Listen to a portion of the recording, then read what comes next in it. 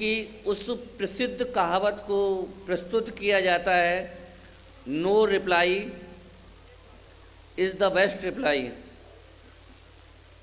ये लोक की कहावत इस समस्या को विकराल रूप दे रही है, क्योंकि लोक में ये भी कहावत है कि मौनम मूर्खस्य लक्षणम। जब आप पर किसी का उत्तर नहीं आ जाए, आप आ रहा हो, तो कह देना हम पछड़े नहीं पड़ते। ये शॉर्टकट हैं अपनी अयोग्यता, अपनी असमर्थता को छुपाने का। दूसरा उपाय ये है, परिस्थिति से मुकाबला किया जाए और समाज को उन समस्याओं के सटीक उत्तर दिए जाएं। हम पहली वाली विधि से कतई सहमत नहीं हैं। हम लक्ष्मण की उस वाक्य को याद कर रहे हैं कि जब रामचंद्र जी और सीता जी जंगल में बैठ के अनुमतियों के अनुसार पूजा पाठ कर रही थीं और लक्ष्मण जी तरकस पर तीर लगाए गेट के बाहर खड़े थे। सीता जी ने एक दिन कहा कि देवर जी, कभी शांति भी रहते हो क्या? 24 घंटे तरकस पर तीर कसे रहते हो? कुछ शांति से रहने की भी कला सीखो, अपनी भी सोचो, आत्महित भी करो, जीवन तो चला जाएगा। देवर जी शांति से सुना, 2 दिन सुना। सीता जी ने फिर कहा, करे अंदर कितनी तत्व चर्चा चल रही है शांति से, और तुम यहाँ गेट पे खड़े तरकस पर तीर लगाए बैठे हो, जीवन चला जाएगा। इस जीवन के जंजालों में मत पड़ो, कुछ आत्मा के हित की भी सोचो। लक्ष्मण जी ने उत्तर दिया कि भौजी, ये जो आप शांति की बात कर रही हो ना, ये शांति की ताकत तरकस पे लगा हुआ तीर है। जिस दिन लक्ष्मण के उसमें तरकस में ये तीर समाप्त हो जाएगा, उस दिन तुम्हारी शांति की चर्चा नहीं होगी, क्योंकि तुम्हारी शांति को भंग करने वाले जंगल में बहुत लोग हैं। तुम्हारी शांति भी बनी रहे और तरकस, लक्ष्मण के तरकस पर तीर भी बने रहें, इसी में दोनों की भलाई है। इसलिए आप अपना शांति से काम करो, हमें अपना उत्तर। लक्ष्मण अगर इस गेट से हट गया तो तुम्हारी शांति की चर्चा, तुम्हारी शांति को भंग करने वाले जंगल में बहुत लोग हैं। जगत में देव के ऊपर आने वाली आपत्तियों का उचित निराकरण यदि समाज को नहीं दिया गया और ये सोचा गया कि हमें तो अपना काम करना है, तो नतीजा ये होगा कि आप सबके पंचकल्याणक अप्रतिष्ठित, अप्रमाणिक कह दिए जाएंगे और तुम्हारा समाज में कोई वजूद नहीं रहेगा। इसलिए भलाई इसी में है, अज्ञानता को पुष्ट करने वाले जितने आधार हैं समाज के सामने बताए जाएं, क्योंकि ये अगर शैली ना होती तो समाज को अकलंक देव और समदभद्र नहीं मिलते। इसलिए उन आचार्यों को सिरोधार करते हुए हम इस विषय को प्रस्तुत कर रहे हैं। हम पंचकल्याणक के स्वरूप की अगर चर्चा करें तो हमारा पंचकल्याणक तत्वा सूत्र का नाम स्थापना द्रव्य भाव तस्तन्यास में स्थापना निक्षेप के आधार पर टिका हुआ है। इस समय तीर्थंकरों का तो विरह है, लेकिन हमें अपने आदर्शों की सख्त ज़रूरत है। हम इतने हीन मनोभाव वाले हैं, हीन श्रद्धा वाले हैं, हीन चरित्र वाले हैं कि हमें एक कोई ऐसा व्यक्ति चाहिए जिसको देखकर हम आगे बढ़ सकें। शायद इसीलिए सड़क पर मील के पत्थर लगाए जाते हैं। तीर्थंकर का चरित्र मुमुक्षु के लिए एक मील के पत्थर की भूमिका निभाता है, जो ये बताता है कि रास्ता उधर नहीं है, रास्ता इधर है, क्योंकि यहाँ 25 किलोमीटर 30 किलोमीटर लिखा हुआ है, वो रास्ता तो भटकाने वाला है। जब साक्षात तीर्थंकर देव का योग ना हो तो हमारे आचार्यों ने एक व्यवस्था की है कि उनका चरित्र कहीं दिखाया जाए और वो हमारे आदर्श हों। यदि शांत मुद्रा जयपुर की प्रतिमा जहाँ मिलती है, वहाँ से लाकर सीधा मंदिर जी में स्थापित कर दिया जाए तो हमें एक खिलौना जैसा लगेगा। इसके लिए हमारे आचार्यों ने कहा कि उनका पूरा जीवन चरित्र एक शांत प्रतिमा पर चित्रांकित किया जाए और हमें लगे कि हमारे में से ही कोई व्यक्ति हमारा आदर्श बना है। इसकी स्थापना के लिए पंच कल्याण के स्वरूप का निर्धारण किया गया। जब पंच कल्याण के पूरे स्वरूप को हम देखते हैं तो हमें लगता है इतना गजब का चरित्र पंच कल्याण का स्वरूप है, हमें निश्चित रूप से समाज को बताना चाहिए। हो ये रहा है कि जन्म कल्याण, गर्भ कल्याण, दीक्षा कल्याण, केवल ज्ञान, मोक्ष कल्याण के रूप में हम स्टेज के बाहर रहकर पांडाल की सारी क्रियाएं तो देखते हैं, लेकिन ऐसी क्रिया क्यों हो रही है, इसको बताने का समय की मजबूरी के कारण प्रतिष्ठाचार्य के लिए जिम्मेवार व्यक्ति को समय नहीं मिलता है, इसलिए ऐसा नहीं हो पाता है। 1-2 वर्ष से इस तरफ हमारा कदम चला है। पूरी क्रिया को बहुत संक्षेप में 40 मिनट में बता के हम अपनी पंचकल्याण के स्वरूप को स्पष्ट करेंगे। हम जब पंचकल्याण करने जाते हैं, पंचकल्याण की क्रिया में परफेक्ट व्यक्ति किसी व्यक्ति को चुनते हैं। उस चुने गए व्यक्ति का नाम हम प्रतिष्ठाचार्य बोलते हैं, जो प्रतिष्ठा की क्रिया में आचार्यत्व तो रखा हो, परफेक्ट हो, होशियार हो, ऐसे व्यक्ति का चयन करते हैं, उसके पास जाते हैं। लोक में ये भी परंपरा है कि नारियल आदि भेंट कर कर अपने कार्य की निश्चितता प्रदान करते हैं।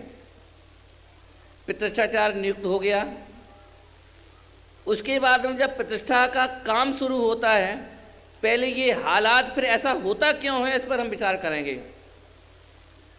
जब प्रतिष्ठा शुरू होती है, हम बहुत संक्षेप में अपनी बात कर रहे हैं क्योंकि ये कम से कम 1-2 घंटे की विचार का मुद्दा है। जब प्रतिष्ठा हमारी शुरू होती है तो गर्भ कल्याण के पूर्व हम मंच पर 4 औषधि कलश स्थापित करते हैं। बहुत सी ऐसी क्रियाएं हैं जो जल्दी के कारण नहीं होती हैं, कुछ अत्यावश्यक क्रियाएं होती हैं जो तो होती हैं, जो अत्यंत अत्यावश्यक क्रियाएं नहीं होती हैं 5 दिन में हमें बताना पड़ता है, इसलिए कुछ क्रियाएं हमको मजबूरी बस छोड़नी पड़ती हैं। उन 4 कलशों को हम औषधि कलश बोलते हैं। उनका वर्ग क्या होता है ये हम देखें। हमारे प्रतिष्ठा स्थल पर जितनी प्रतिमाएं प्रतिष्ठित होने के लिए आती हैं,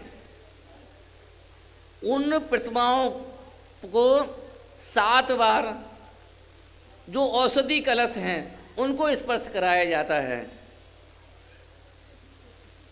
ये पहले दिन की क्रिया होती है।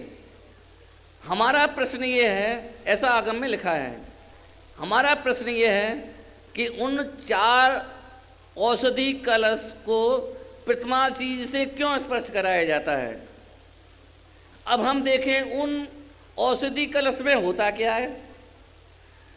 पहले कलश में एक अलग तरह की औषधि डाली जाती है, दूसरे कलश में एक अलग तरह की औषधि का नेचर होता है, तीसरे कलश में अलग तरह का नेचर होता है, चौथी कलश में अलग तरह का नेचर होता है। यहाँ प्रश्न ये है, चौथे कलश की औषधि को पहले में डाल सकते हैं क्या। अब हम देखें कि पहली कलश में औषधि किस तरह के नेचर की डाली जाती हैं। ऐसा आगम में लिखा है कि बबूल के पत्ते, आम के पत्ते वगैरह वगैरह पहले कलश में डाले जाते हैं। दूसरे कलश में बंसलोचन, सतावर वगैरह डाली जाती है। अब यहाँ पर थोड़ा सा रुकना पड़ेगा कि दूसरे कलश में डालने वाली औषधि को क्या पहले कलश में डाल सकते हैं? पहले कलश में डाली जाने वाली औषधियों को चौथे कलश में डाल सकते हैं? जब वहाँ इसके डालने की गंभीरता पर हम विचार करते हैं तो लगता है कि हृदय गदगद होता है, और ये सब स्थिति समाज को बताना चाहिए। लोक में हम जब देखते हैं, जब हमारे घर में 4 भाइयों के बीच में एक बहू के पैर भारी होते हैं और 3 बहुओं के वह पैर भारी ना हों, पूरे घर की दृष्टि उस बहू पर पड़ती है। शहर के उत्तम से उत्तम डॉक्टरों को दिखाया जाता है। शुरू के महीनों में वो डॉक्टर क्या देता है? गर्भ स्थापक औषधियों को प्रदान करता है। क्योंकि लोक में हम ये देखते हैं कि शुरू के 3 महीने किसी भी महिला के लिए बहुत महत्वपूर्ण होते हैं। गर्भ के गिरने की संभावनाएं शुरू के महीनों में ज़्यादा होती हैं। अब हम कलशों की तरफ निगाह डालें। पहले कलश में वो चीज़ें डाली जाती हैं जो गर्भ स्थापक हों। दूसरे कलश में वो चीज़ें डाली जाती हैं, बच्चा तो बन गया, अब उसमें हड्डी मांस वगैरह बनना शुरू होगा, तो डॉक्टर लोग कैल्शियम की गोलियां, प्रोटीनेक्स पाउडर वगैरह वगैरह देते हैं। आपको ताज्जुब होगा कि दूसरे कलश में बंसलोचन आदि उसी मेडिसिन की प्रकृति को पुष्ट करते हैं। हम बहुत संक्षिप्त में बात कर रहे हैं। इसके मतलब ये हुआ कि रियल लाइफ में, ओरिजिनल जीवन में जो जो आचरण होता है वह आचरण पंचकल्याणक में दिखाया जाता है। ऐसा इसलिए किया जाता है कि हमें लगे कि यहाँ प्रतिमा को हम नहीं पूज रहे हैं, एक पाषाण में जीवन का मानवीकरण कर रहे हैं, ताकि आपको यह प्रतिमा पत्थर की ना लगे, आपको ये लगे कि ये प्रतिमा पत्थर नहीं है, ये प्रतिमा तीर्थंकर भगवान महावीर की है। ये सोच प्रतिष्ठा करने वालों को, लोगों को मैसेज देना था, क्योंकि स्थापना निक्षेप तो वहीं से शुरू होगी। हम और आगे देखते हैं, पात्रों का चयन किया जाता है। इंद्र या राजा के घर में यदि सूतक पातक लगता है तो जो यहाँ पर हो चुका है इंद्र या राजा, उसको सूतक पातक लगेगा या नहीं लगेगा? आगम बोलता है उसको नहीं लगेगा। क्यों? क्योंकि वो अब उस समय वो घर का व्यक्ति नहीं रहा। जैसे नरेंद्र कुमार नाम है, अब वो नरेंद्र कुमार नहीं रहा, अब तो वो स्वधर्मेंद्र हो गया, और स्वधर्मेंद्र के सूतक पातक नहीं लगता है। इसके मतलब ये हुआ कि असल की पूरी नकल की जाती है। अब हम यहाँ पर इस सिद्धांत को लेकर चलें, असल की नकल ज्यों की त्यों की जाती है। यदि आहार दान का सीन हो और आहार दान नागपुर में हो रहा हो, गन्ना वहाँ ना मिलता हो, राजा ऋषभदेव को संतरे का जूस पिलाया जा सकता है या नहीं पिलाया जा सकता है? आप कहोगे कैसे पिला लेंगे, क्योंकि वहाँ तो गन्ने था, तो गन्ने का जूस है तो गन्ने का जूस ही चलेगा। माने उनके संपूर्ण जीवन में जो यथार्थ हुआ था उसकी ज्यों की त्यों नकल पंचकल्याणक में कराई जाती है। ऐसा क्यों होता है? अब हम यहाँ देखें कि जो असल की नकल हुई थी उसमें एक असल यह भी थी कि जो तीर्थंकर होते हैं वो किसी भी मुनि को नहीं देखते हैं। क्यों नहीं देखते हैं? यदि वे मुनि को देख लें तो कैसा गजब का स्वरूप होता है। तीर्थंकर प्रकृति का बंध तो केवली या श्रुत केवली के पाद मूल में ही बंधेगी, पर तीर्थंकर प्रकृति का उदय आएगा तो तभी आएगा जब उस एरिया में कोई भी मुनि ना हो। ऐसा इसलिए क्योंकि वे मुनि, वे तीर्थंकर स्वयं बुद्ध होते हैं, बोधित बुद्ध नहीं होते हैं। माने उनको अपने ज्ञान के लिए किसी दूसरे की गाइडेंस की जरूरत नहीं पड़ती है। और ये गजब का चरित्र तीर्थंकर का है।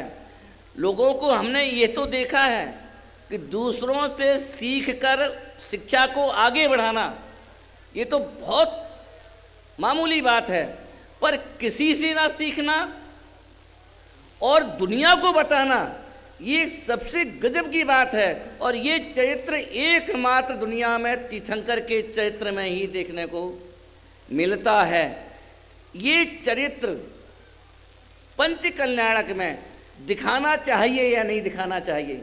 हम आपसे पूछते हैं, तीर्थंकर का चरित्र आहारचर्या है? तीर्थंकर का चरित्र क्या इंद्र आना ये है? क्या तीर्थंकर का चरित्र मेरू पर्वत पर स्नान कराने के लिए ले गए थे ये है? कि तीर्थंकर का चरित्र ये है किसी से ना सीखना और दुनिया को सीख बताना, ये चरित्र है। अब जब बात यदि अभिषेक की आ गई है तो हम आपसे, आज अपन सब लोगों ने अभिषेक किया, आपसे हम पूछते हैं तीर्थंकर क्या एक ही दिन स्नान करते हैं? कल स्नान करेंगे या नहीं करेंगे?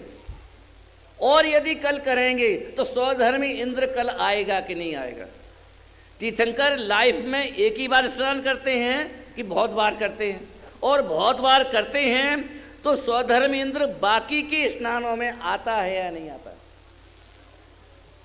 एक ये प्रश्न है। फिर प्रश्न ये है कि 109 कलश 1009 कलशों से अभिषेक क्यों नहीं करता है? 1005 कलशों से अभिषेक क्यों नहीं करता है? ये अनेकों प्रश्न उठते हैं। और फिर अभिषेक कौन करता है ये प्रश्न उठता है। जब हम आदि पुराण का अवलेख करते हैं, देखते हैं, तो वहाँ ऐसा आता है कि जो कलश दिए गए हैं वो देव आदि ले करके और स्वधर्म इंद्र को देते हैं। स्वधर्म इंद्र ये विचार करता है कि अहो, अभी तक तो ऐसा जीव सुना तो था कि गर्भ में आने पर सारा जगत सुखमय हो गया, लेकिन एक बार उसके दर्शन तो किए जाए। दर्शन करता है तो लगता है कि अहो, इसका तो जीवन गजब का है। इस संदर्भ में हमें कभी कभी ऐसा लगता है कि जो अभिषेक की जो सोच है वो कहाँ से आई। जैसे पुराने ज़माने में राज्याभिषेक होता था, ये सब होते थे, तो अभिषेक की चिंतन सेंटर पॉइंट कहाँ से आया? हमें ऐसा लगता है कि अभिषेक की जो सोच है तीर्थंकर के जीवन से आई है। तीर्थंकर जब उनके जैसे अभिषेक होता था क्या कि जैसे ग्वालियर के राजा को यहाँ राजा बना, किसी व्यक्ति को यहाँ राजा बनाना है, तो उस शहर का जो पुरोहित होता था, प्रतिष्ठित व्यक्ति थे, वो ये कहते थे कि आज से सिंधिया परिवार इस राज का मालिक हो गया, और उसका अभिषेक करते थे।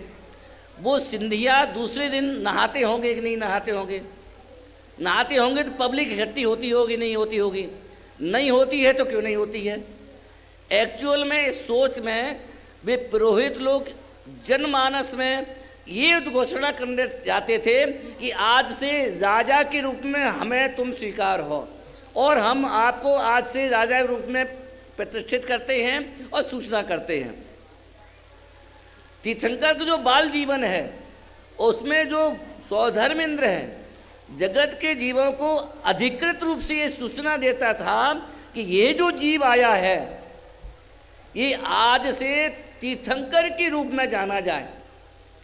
और इसी कारण से जो 1008 कलशों से अभिषेक की जो व्यवस्था है, 900 तो व्यंजन लक्षण होते हैं, 108 ऐसे करके 1008 लक्षण होते हैं। एक एक लक्षणों को देखता जाता था और लोगों को बताता जाता था। तो एक लक्षण पर एक अभिषेक, जब 1008 अभिषेक कर चुका होता है, उसके बाद में उस बच्चे को इंद्राणी को देता है। इंद्राणी उसको स्नान कराती है, अभिषेक नहीं कराती है। इसके मतलब ये हुआ कि अभिषेक वो वाली क्रिया है जो 1008 कलशों से हुई है। यदि 1009वां कलश डाला जाएगा तो वो अभिषेक नहीं कहलाएगा, वो स्नान कराएगा। ये महापुराण में स्पष्ट है। इसके मतलब ये हुआ कि अभिषेक जो गर्भ कल्याण के दिन बालक को तीर्थंकर के रूप में जो उद्घोषणा है, उस उद्घोषणा को अभिषेक बोलते हैं, बाकी को तो स्नान बोलते हैं।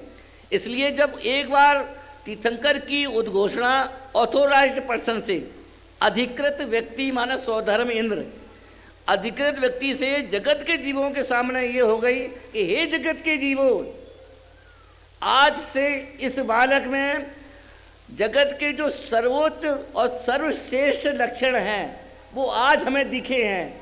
इसलिए मैं आज ये घोषणा करता हूँ, सर्टिफिकेट, कि ये जीव अब ये तीर्थंकर के रूप में, क्योंकि 1008 के रूप में उसकी, इसलिए 1007 अभिषेक नहीं होते हैं, 1009 कलशों से अभिषेक नहीं होता है, 1008 लक्षणों से के प्रतीक रूप में 1008 कलशों से अभिषेक होता है। अब जब सूर्य जिसकी बात आ गई तो वो प्रतिष्ठाचार है। उस पांडाल को भी अयोध्या नगरी या बनारस नगरी के रूप में स्थापित करता है। कैसी अयोध्या नगरी कि जैसी असल में अयोध्या नगरी थी, तन से, मन से और धन से मंत्रों के द्वारा स्थापित हो जाती है। माने अब ये ग्वालियर नगरी नहीं रही, अब ये इस नगरी का नाम क्या हो गया, बनारस नगरी हो गया, अयोध्या नगरी हो गई, वगैरह वगैरह। तो वहाँ जो लोग बैठे हुए हैं वे अब ग्वालियर वासी नहीं रहे, अयोध्या वासी हो गए। और कैसे हुए, तन से, मन से और धन से। मन से स्थापित हो चुके हैं, इसका अर्थ क्या है? मन से माने कि दुखी तो हम हैं, पर दुखी होने को दूर करने का उपाय क्या है ये हमें पता नहीं है। ऐसी स्थापना आपके मन में हो चुकी है। माने मुनि क्या होते हैं ये हमें पता ही नहीं है, ऐसी स्थापना आपके मन में की जा चुकी है। गजब की व्यवस्था है। अब जब आप में स्थापना हो चुकी है और जो पाठ अदा कर रहे हैं वे भी अब तीर्थंकर के काल के ही हो गए हैं, तो अब वहाँ सूर्य मंत्र और इसकी बात तो प्रश्न कैसे बनता है? क्यों कि तीर्थंकर की जो आन है, कोई तीर्थ ना देखें, तीर्थ माने होता है मुनिराज। क्यों? यदि वो तीर्थ देख लेते हैं तो वे मुनिराज तीर्थंकर नहीं कहलाएंगे, क्योंकि तीर्थंकर तीर्थ के मैन्युफैक्चरर हैं, मार्केटिंग करने वाले नहीं हैं। बाकी जो आचार्य हैं, गौतम गढ़धर आदि हैं, जो तीर्थंकरों ने जो उपदेश दिया था वैसा ही दे रहे हैं, फिर भी तीर्थंकर नहीं हैं, क्योंकि उन्होंने दूसरे से सुनी सुनाई बात कही। अब यहाँ पर हम आपसे एक बहुत बात पूछते हैं कि बहुत कॉमन बात है, हमें भूख कब लगती है? थाली से उठते हुए कि थाली पर बैठते हुए? आप कहोगे जब थाली पर बैठते हैं तब भूख लगती है। खाना खा लिया, छुदावणी नाम कर्म का उदय तब आता है क्या? अरे छुदावणी नाम कर्म का उदय तो तब आएगा कि जब पेट में भोजन नहीं होगा। इसी तरह से तीर्थंकर नाम कर्म का उदय इस क्षेत्र में कब आएगा? कि जब उस एरिया में कोई तीर्थ ना हो। माने वो एरिया तीर्थ रहित एरिया घोषित किया जा चुका है, और तीर्थ माने मुनिराज होते हैं। ये वाला चरित्र कि वे तीर्थंकर बोधित बुद्ध नहीं हैं, स्वयं बुद्ध हैं, ये वाला चरित्र जनमानस में बताना चाहिए या नहीं बताना चाहिए? ये इतना गजब का चरित्र है तीर्थंकरों का कि वो उसको स्वरूप को ना बता करके सबसे बड़ा तीर्थंकर के स्वरूप का अवमानना हो रही है। अब प्रश्न ये है कि वो तीर्थंकर के चरित्र को दिखाया कैसे जाए? तो उस एरिया में कोई भी मुनि नहीं होना चाहिए। आप कहो कैसे?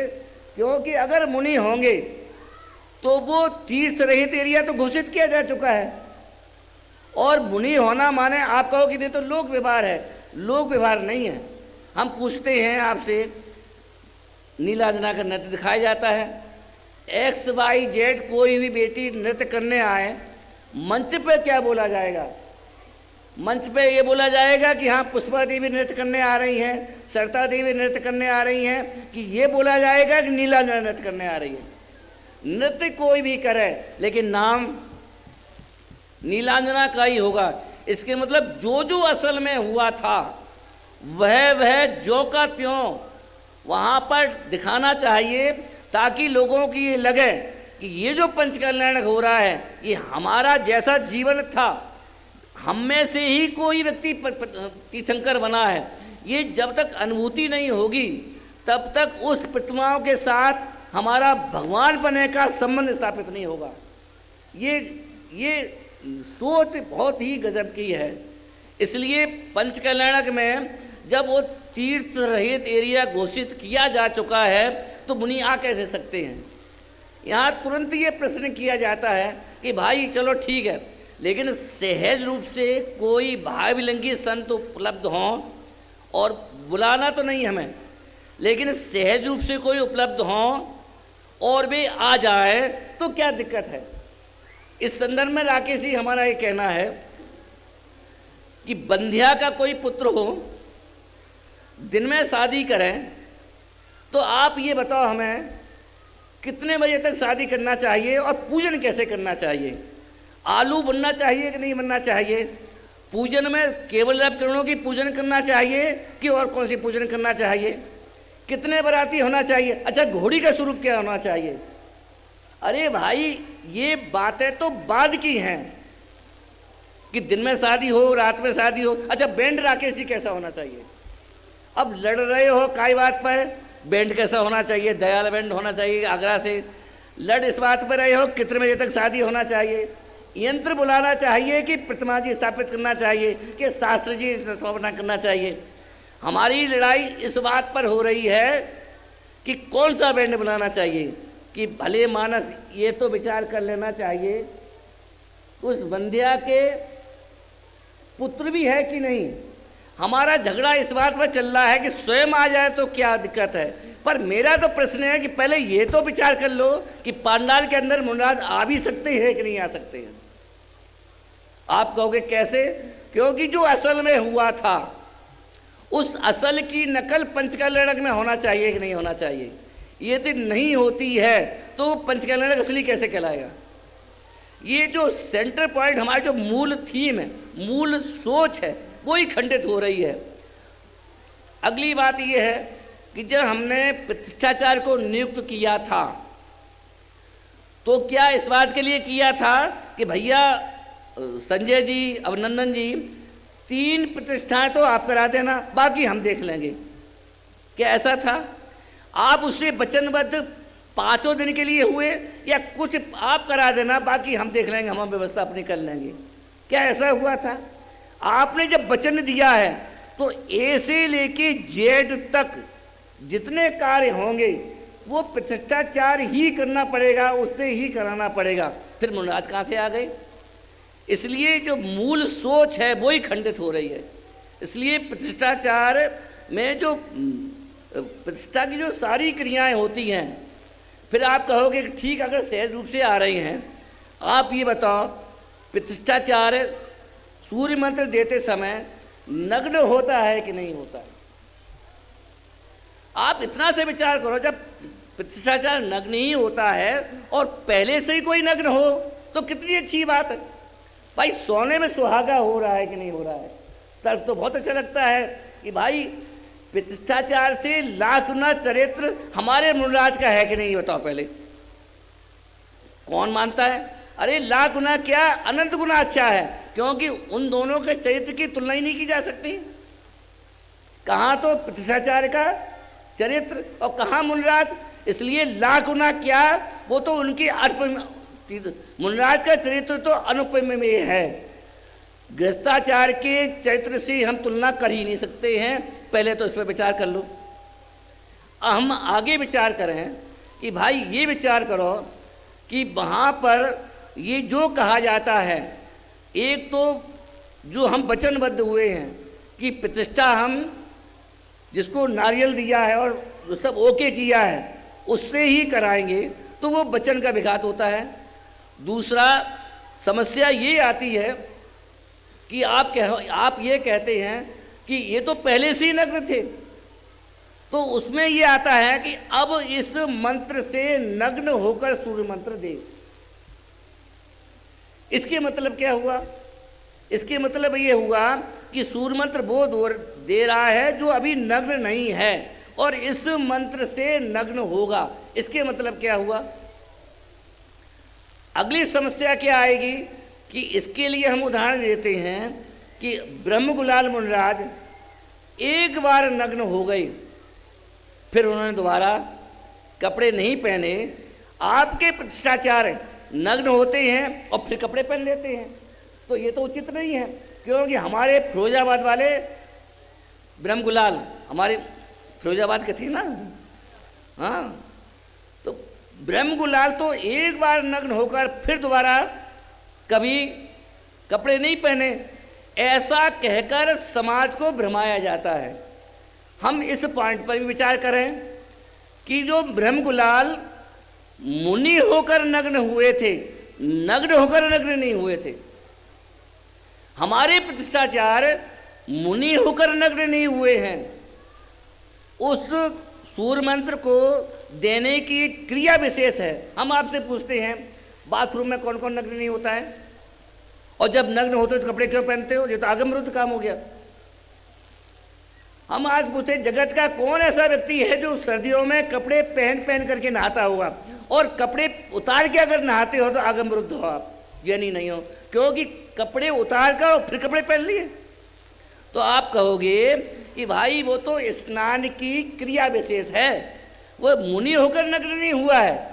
इसी तरह से यहाँ सूर्य मंत्र में सूर्य मंत्र देते हुए वो जो प्रतिष्ठाचार है मुनि होकर नग्न नहीं हुआ है, क्योंकि एक बार मुनि होकर नग्न हो तो 3 काल में भी वैसा काम नहीं करे, लेकिन वो तो उस मंत्र से कपड़े उतारता है और कपड़े उतार कर सूर्य मंत्र देता है। इसलिए इस तर्क के ब्रह्मगुलाल के तर्क के आधार पर समाज को बरगलाना उचित नहीं है, क्योंकि इन प्रश्नों का उत्तर समाज को दिया नहीं जाता है। इसलिए वो भी सोचता है कि बात तो हमने सही कही।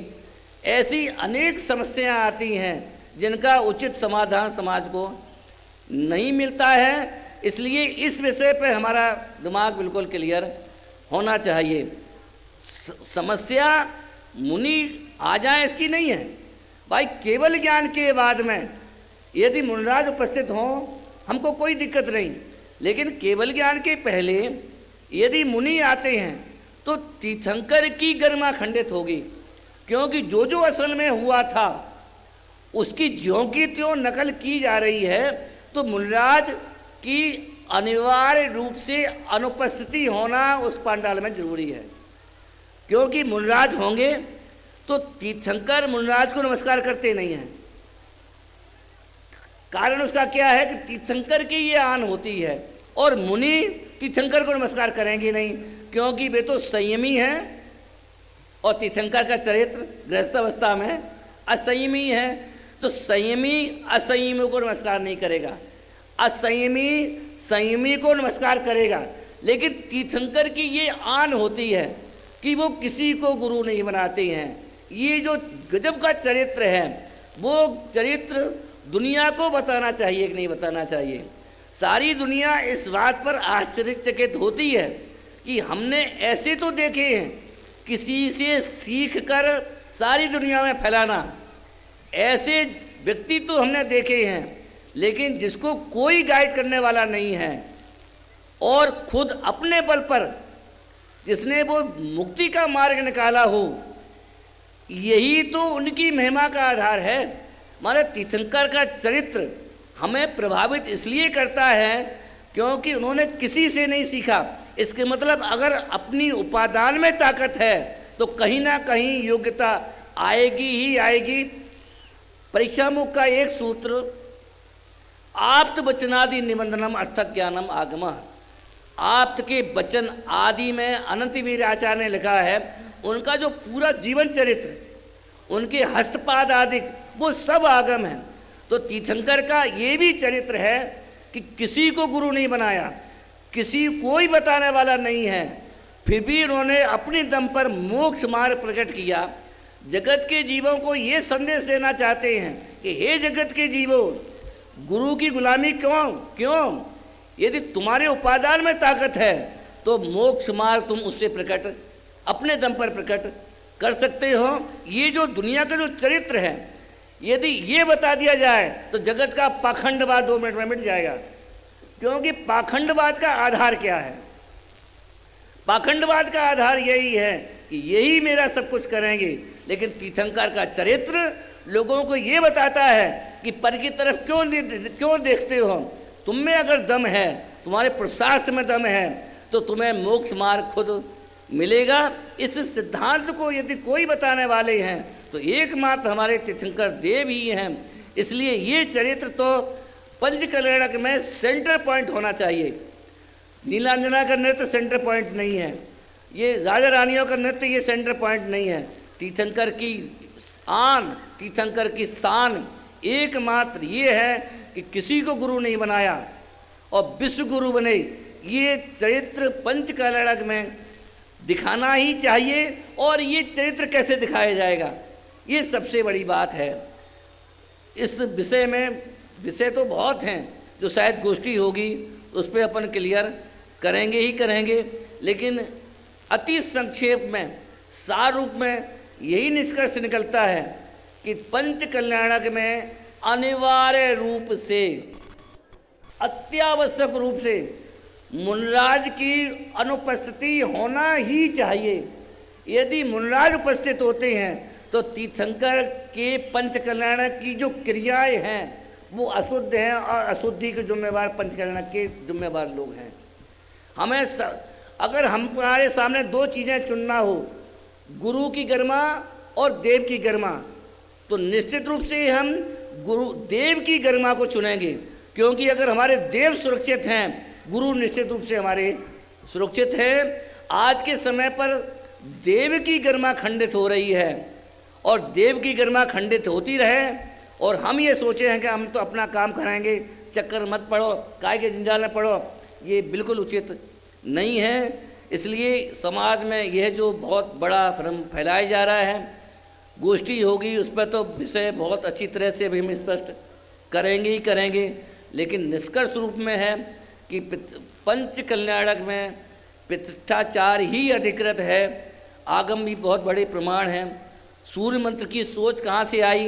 एक्चुअल में सूर्य मंत्र जैसी कोई व्यवस्था ही आगम में नहीं है, सब मूल में भूल चल रही है। पूर्व के आचार्यों ने अनंत चतुष्टय स्थापित किया जाएगा ये लिखा है।